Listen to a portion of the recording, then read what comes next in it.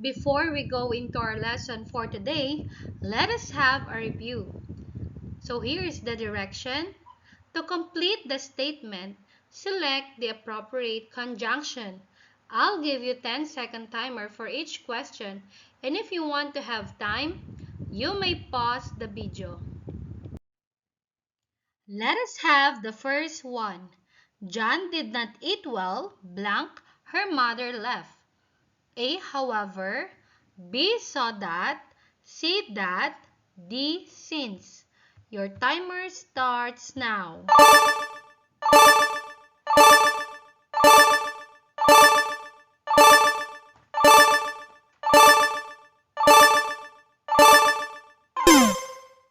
If your answer is letter D, since, then you got it right.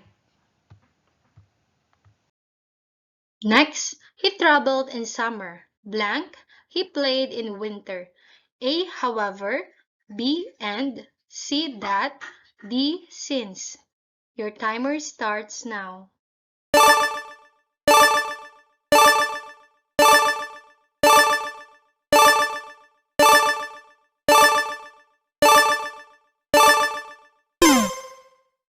If your answer is letter B, and, then you are correct.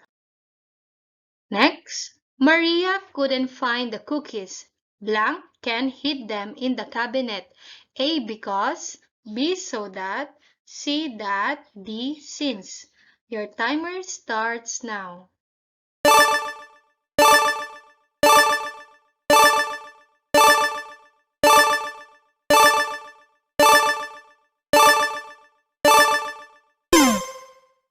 If your answer is letter A, because, then you got it right. For the fourth one, her eyes were red, blank, she took some medicine. A, however, B, saw, C, that, D, since. Timer start now.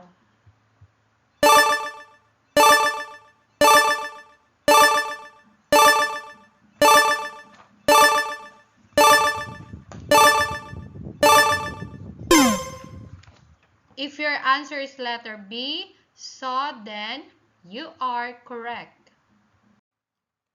Number 5. Mom bought new towels, blank, tissues for the bathroom. A, however, B, saw that, C, that, D, and. Your timer start now.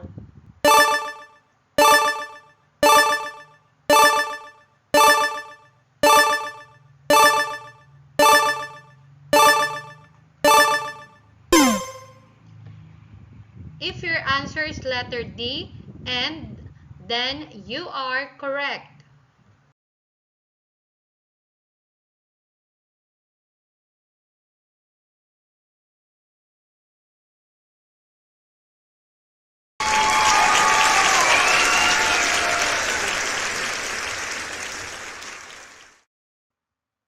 Again, class, a conjunction is a word or phrase that connects words, phrases, clauses, and sentences together.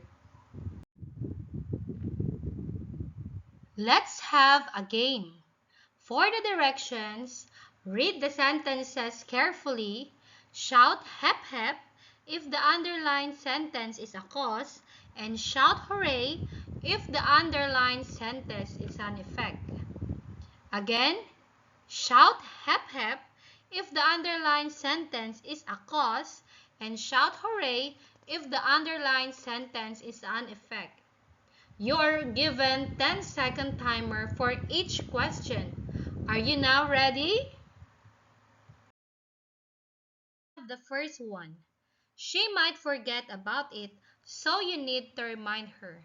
Again, she might forget about it, so you need to remind her. The underlined sentence is, she might forget about it. Your 10-second timer start now.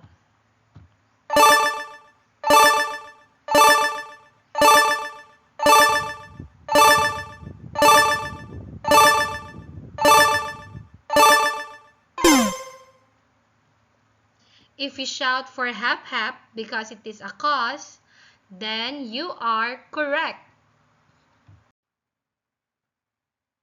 Number 2, it started to rain, so the kids ran back to the house. Again, it started to rain, so the kids ran back to the house. The underlined sentence is, it started to rain. Your timer starts now.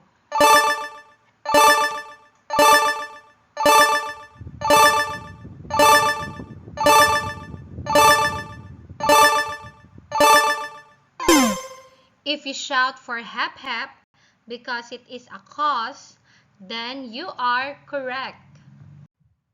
Number 3, children suffer skin rashes during summer, so they need to avoid the sun. Again, children suffer skin rashes during summer, so they need to avoid the sun. The underlined sentence is, they need to avoid the sun. Your timer starts now.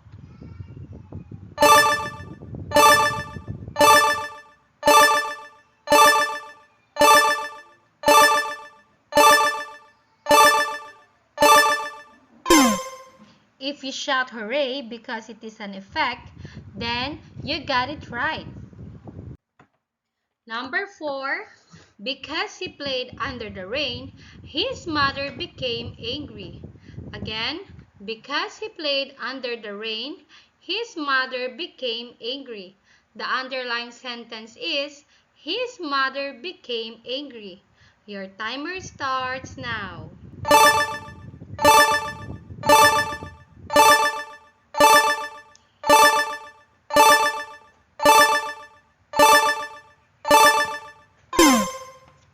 If you shout for hooray, because this is an effect, then you are correct. Number 5, some people were jailed for spreading fake news. Again, some people were jailed for spreading fake news. The underlined sentence is, for spreading fake news. Your timer starts now.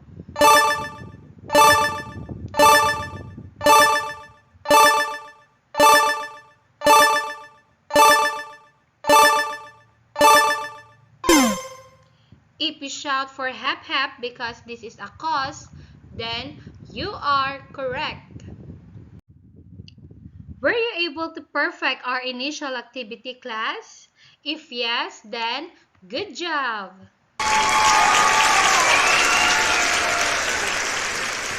Keep on watching to learn more about our lesson. Now, class, look at the picture. What do you think the boy is doing? Correct. The boy is sleeping. Now, why is the boy sleeping? Correct. He must be tired. Let us study the sentence. Let us read all together. Teddy forgot his math book, so he was unable to complete his homework. Again, Teddy forgot his math book, so he was unable to complete his homework. What happened? So he was unable to complete his homework. That is the effect.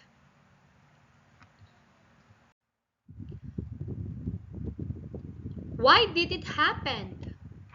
Teddy forgot his math book. That is the cause. Let us have another sentence. Let us read all together. He was tired, for he went to bed early. What happened? For he went to bed early. That is the effect. Why did it happen? He was tired. That is the cause. According to structure, what kind of sentence is the sentence above? It is called a compound sentence.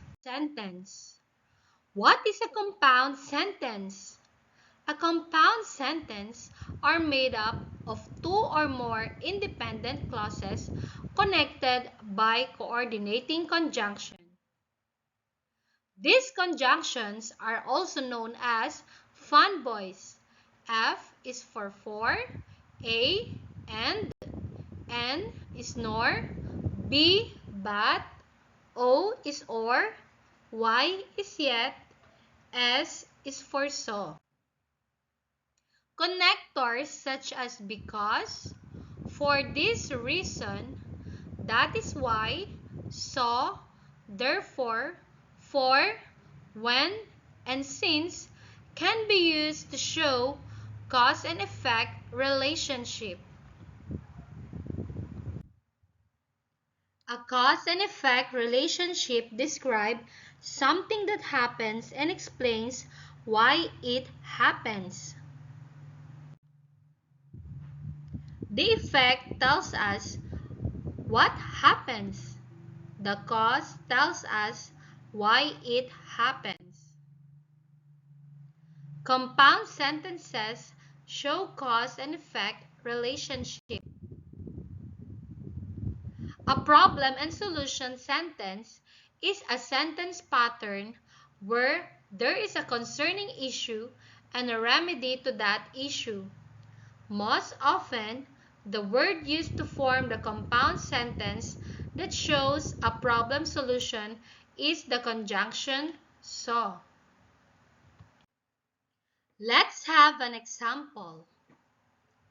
In the given picture, it shows that my tooth really ached, so I went to the dentist for checkup. Let us read again all together. My tooth really ached, so I went to the dentist for checkup.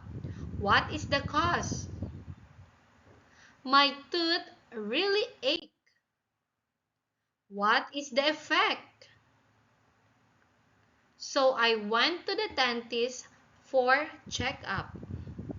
Two sentences connected with conjunction so to form a compound sentence.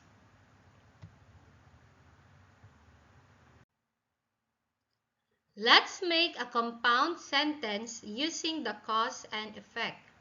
Cause, Andrea is sick. Effect, she was not able to go to school. Let's have the answer. Andrea is sick, so she was not able to go to school. Or, since Andrea is sick, she was not able to go to school. Now look at the picture. In the picture, what is the child doing? You are right. The child is watering the plants. Why do you think the boy is watering the plants? So that the plants will grow healthy. Let us combine your answers. The child is watering the plants so that the plants will grow healthy. What kind of sentence is this? This is a complex sentence. Complex sentence is made up of one independent clause and a dependent clause. An independent clause can stand alone or has a complete thought, while dependent clause cannot stand alone and has no complete thought. It is called subordinating conjunction. In the given example above, the independent clause, the child is watering the plants. The dependent clause, so that the plants will grow healthy. It was joined by the subordinating conjunction so that. Some of the coordinating conjunctions are after, unless, since, although, if, so that, before, when, whenever, even though, because, and while. Let us study complex sentence to show problem and solution. Are you now ready? I will give you sentences and you will identify if it has a complete thought or can stand alone. Let's have the first one. His mother became angry. Can this clause stand alone? Yes, this is an independent clause. Let's have the second one. Because he played under the rain. Can this clause stand alone? No, this is dependent clause.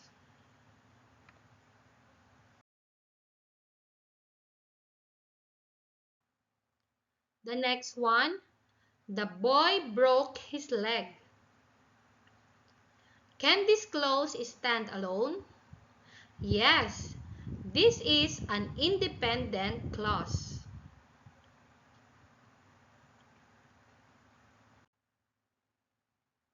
Another, since people keep going out without mask. Can this clause stand alone? No, this is dependent clause.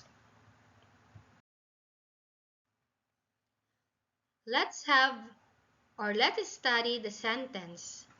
I shall not go to Baguio unless my mother gives me my allowance. Again, let us read all together. I shall not go to Baguio unless my mother gives me my allowance. What do you think is the dependent clause? Alright, the dependent clause is unless my mother gives me my allowance. How about the independent clause? The independent clause is I shall not go to Baguio. Now let's have another sentence.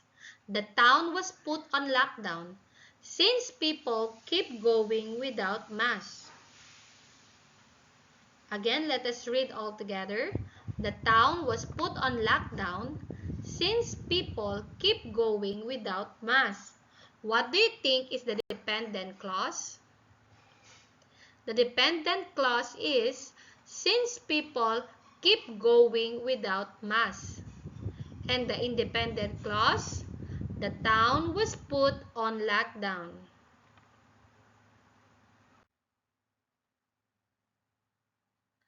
Now notice that all clauses that cannot stand alone begin with conjunction like before and after.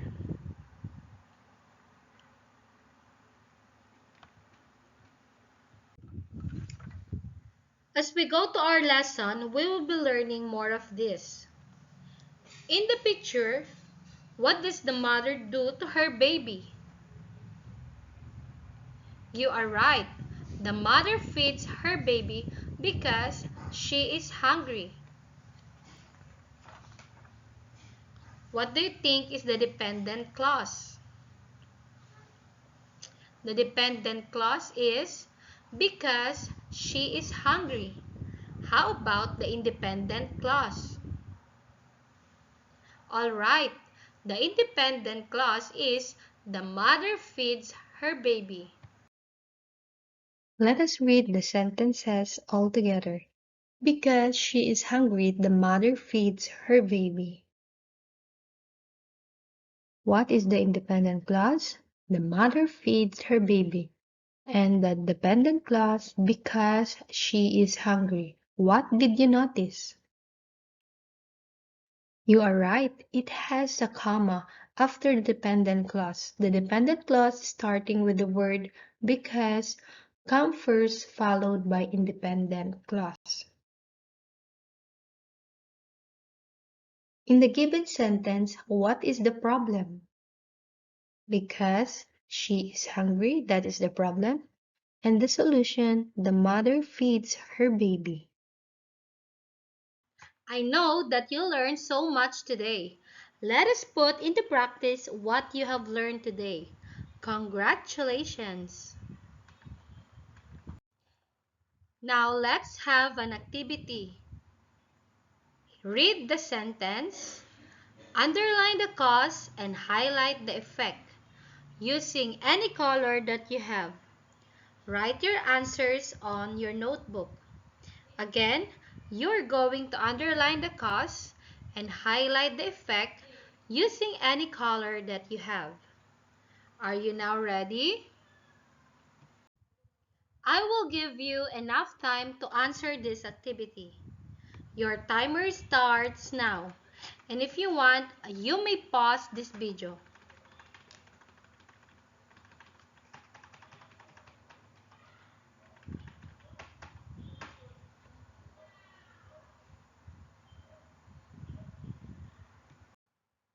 Here are the correct answers.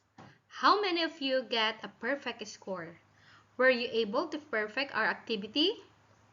Great job, learners! For the next activity, you are going to write IC if it is independent clause and DC if it is dependent clause. Again, you're going to write IC for independent clause and DC if it is dependent clause. Again, class, I will give you enough time to answer this activity. And if you want, you may pause the video. Here are the correct answers. How many of you get a perfect score? Were you able to perfect it? Congratulations, kids! Commendable performance, learners, for reaching this far. Now, I want you to keep in mind the following big ideas we had from our discussion. First, compound sentences are made up of two simple sentences connected by coordinating conjunction. Complex sentence is made up of one independent clause and dependent clause.